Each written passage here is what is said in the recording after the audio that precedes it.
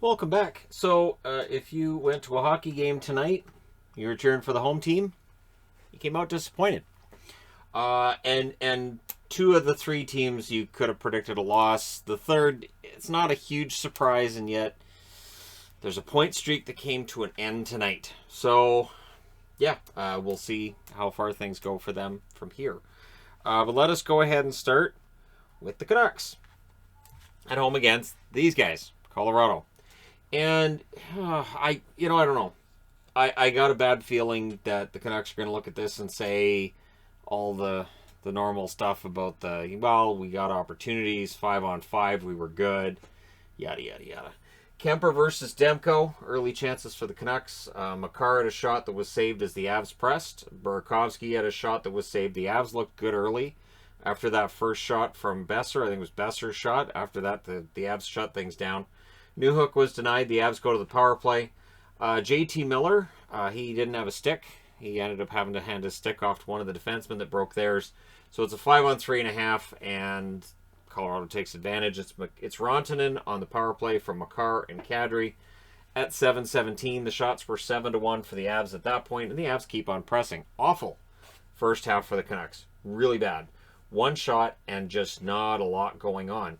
But they turned it around in the second half. Dickinson had a shot that was kicked out. Makar had a point shot saved. The Canucks, right there, wake up in the second half. The Lotto line pressed. Kemper with saves. And again, that's what I get nervous about, is that the Lotto line, which is Besser, Pettersson, Miller, had opportunities there, and then it sort of petered out for them as the night went along. Are we going to focus on the positives? I think once the record's got to where it is now, you can't be focusing on the positives because the record is a huge negative. So, power play then for the Canucks, and the graphics were hilarious, so I had to rewind my television, take a picture of my TV screen, and post it on Twitter. They took the Canucks penalty kill, which is 32nd in the league at like 62%, and they actually put that number in as the power play.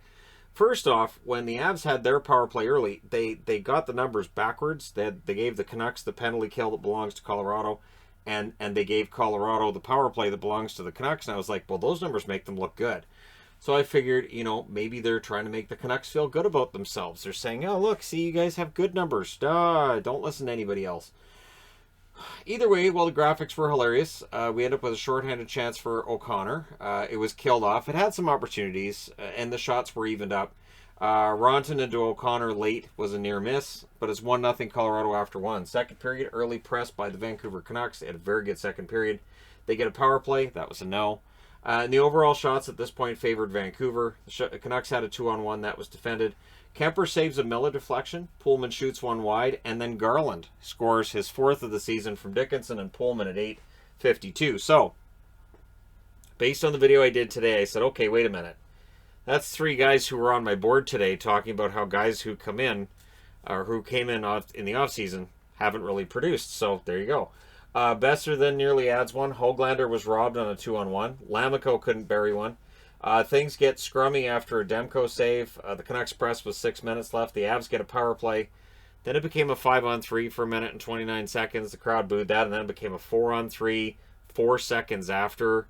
The penalty kill looked competent there for the Canucks. They would punish me for writing that.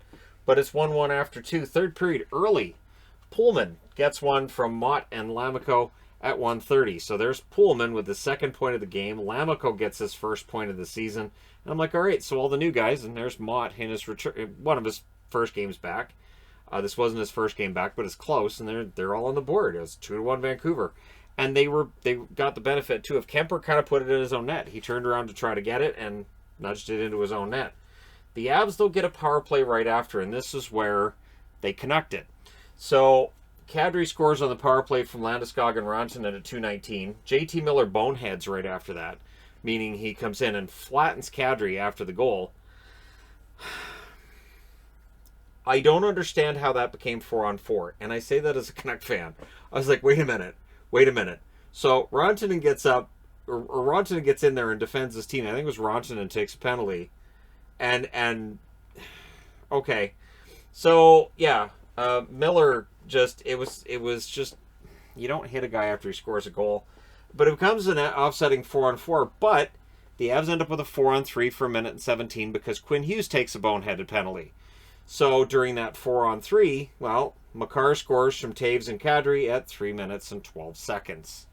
So, yeah, that happened. Then there was a glove save on Jost. All of a sudden, it's 3-2 for Colorado. Press for the Canucks at 9 minutes. OEL was denied. The Canucks press again. Crossbar for Rantanen then on one of the few opportunities that Colorado had at that stage. Höglander gets the first Canucks shot, though, in 8+ minutes. Notice, OEL denied Canucks press, but they weren't getting enough shots in between that time. Goalie pull with 1:55 seconds left. Horvat's denied. The Canucks with a turnover with 38.7 seconds left. And then eventually hits the empty net. A turnover goes to Rantanen. He puts it over to Landeskog. He puts it in the net at 19:49. Colorado wins this one 4-2. A little closer than the last one. Same result. The Avs go to 7-5-1. Vancouver drops to 5-10-2, but I'm sure they did the little things well. And 5-on-5, they had opportunities, and we're just going to stick with the plan, and it's just going to keep going. It's round and round, round and round. All right, shots 12 apiece in the first, 15-7 Vancouver in the second, 11-6 Colorado in the third. Final shots 33-30 for Vancouver. Power plays Colorado 3 for 5, Vancouver 0 for 3. The hits were 25-22 for Colorado. Kemper saves 30 out of 32. Demko saves 26 out of 29. And I don't know when the last time was that I got as many chuckles as I did during this game, but I did. So when I posted LOL after that power play marker to start the game for Rantanen, I did laugh when that went in. And it's terrible. It's a horrible thing, but I had my catharsis earlier today, so it's fine. It's all fine. It's fine now. How are you? All right, Chicago in against Seattle. Almost said St. Louis there, didn't I? Because Chicago, St. Louis, major battle. But not tonight. Tonight it was Seattle. But what's interesting is Fleury is in a new location from where he was the last time he met Grubauer, which is fine because the last time Grubauer met Fleury, he was with a different organization too. Fleury of Vegas, Grubauer of the Avalanche, and tonight it kind of goes the way that series did as well. 11 forward, 7D for the Hawks tonight. Early on, Kubalik with a rush chance that was defended. Eberle to Wenberg, near miss there. A lot of near misses for Seattle early. Kubalik had a shot saved. The first whistle of the game is at 3:53. So a nice fast game to start out, right? Seattle recovers from the slow start, but we get a net press from the Hawks. Seattle clears it out. The shots are 4-3 for the Hawks at the half. Seattle doesn't record a shot in the second half of that period. Another Kubalik chance was saved, and then at 15:03, Chicago breaks the scoreless tie.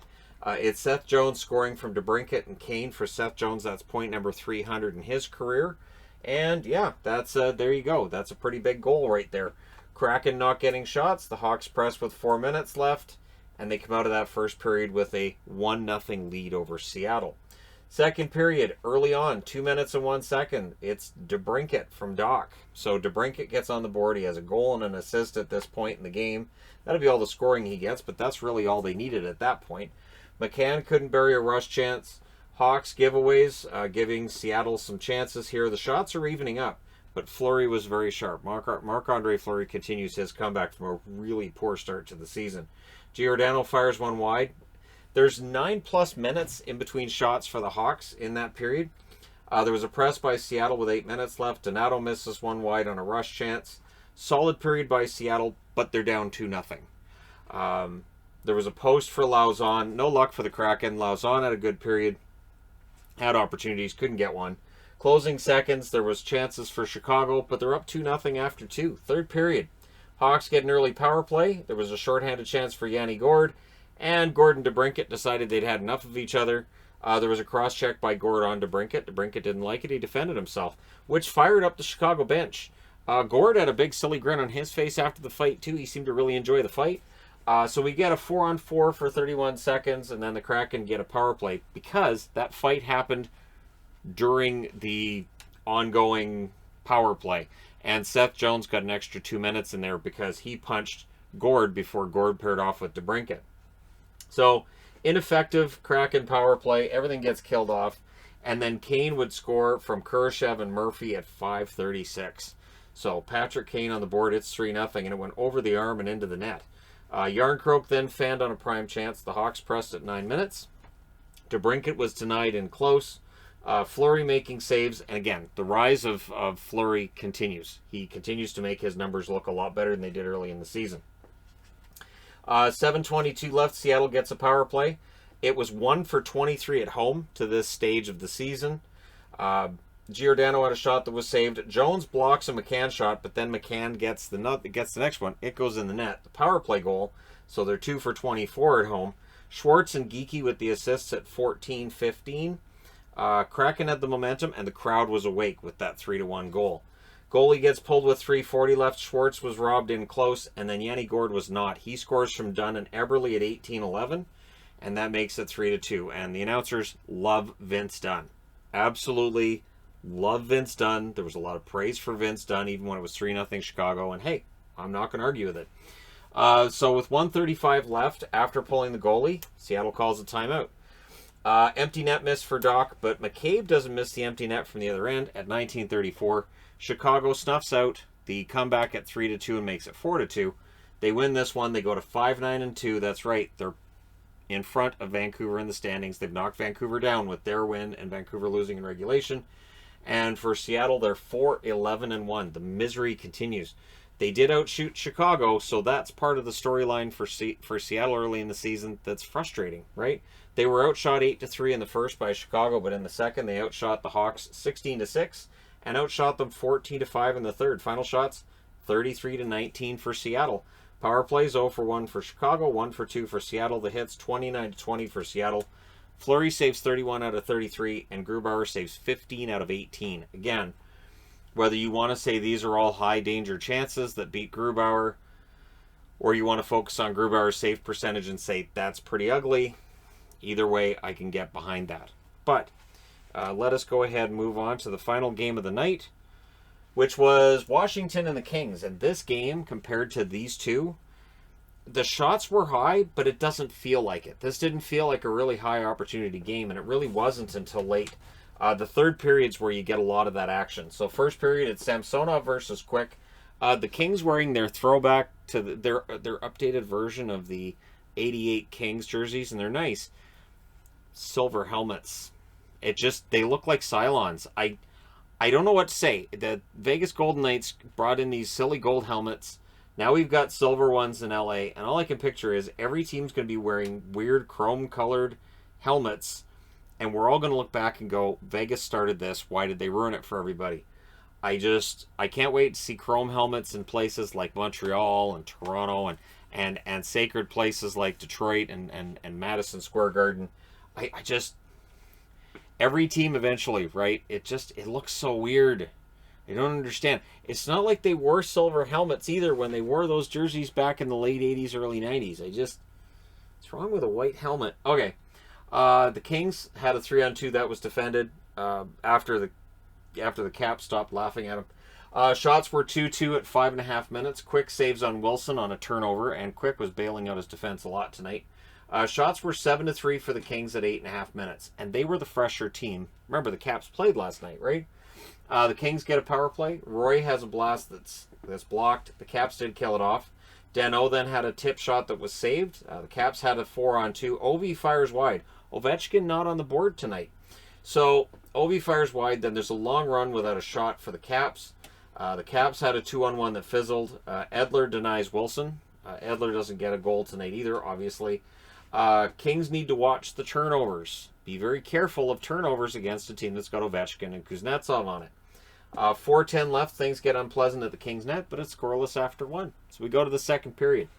Arvidsson on a rush chance. That was defended.